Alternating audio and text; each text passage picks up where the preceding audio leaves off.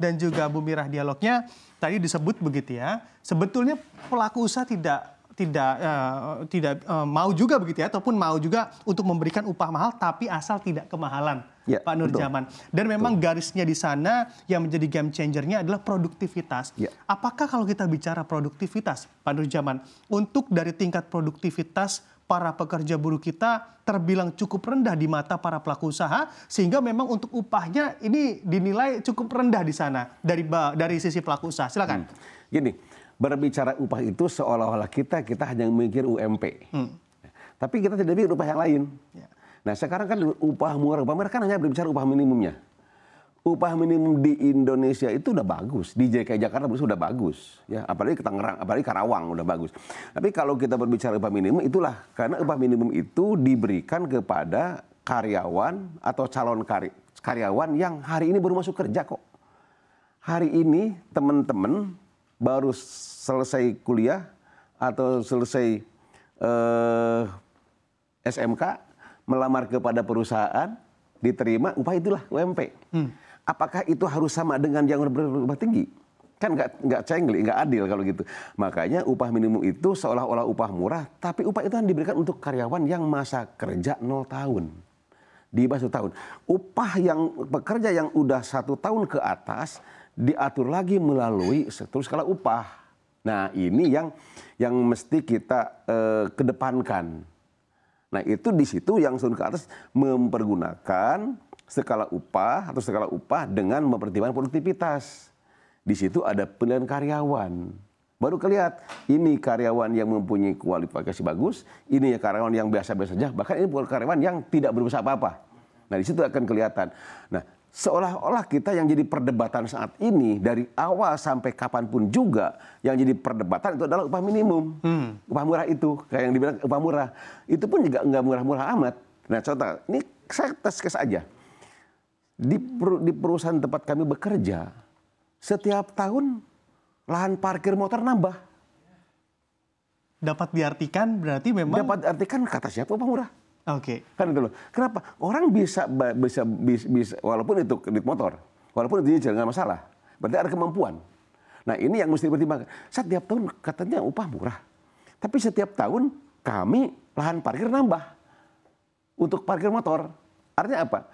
Kami senang di situ, kami bangga, kami bahagia. Oh karyawan sejahtera, bisa beli motor walaupun cicilan. Berarti ada kemampuan untuk cicil motor. Nah itu yang kami pikirkan. Berterima kasih, bersyukur. Yang kedua, mesti dipikirkan begini. Kita harus punya filosofi begini. Sekecil apapun pendapatan kita, ya, sekecil apapun pendapatan kita, pasti akan cukup kalau untuk hidup.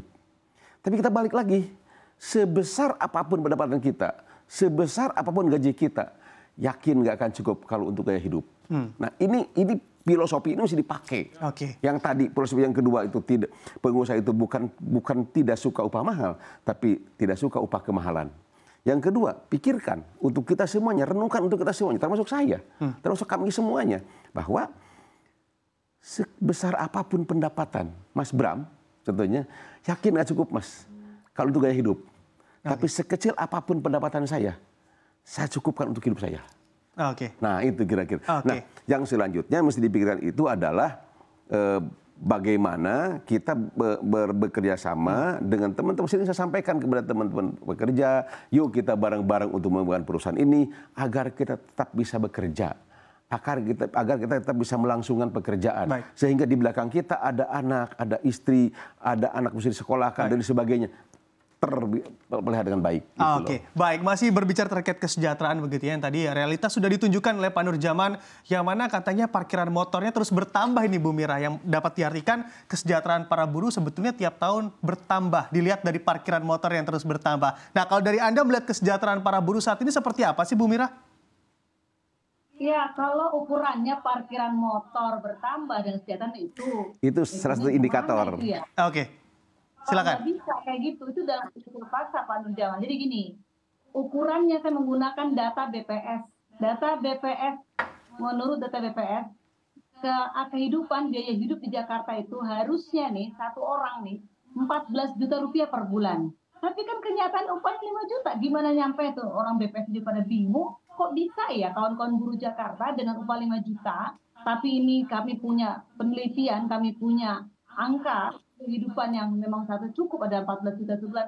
Gimana tuh jawabnya? Itu satu ya. Jadi itu data BPS, data betul-betul yang bisa dipertanggungjawabkan bahwa seharusnya biaya hidup yang dikeluarkan oleh satu orang penduduk Jakarta itu adalah 14 juta rupiah. Bukan 5 juta, artinya kita masih minus banget tuh.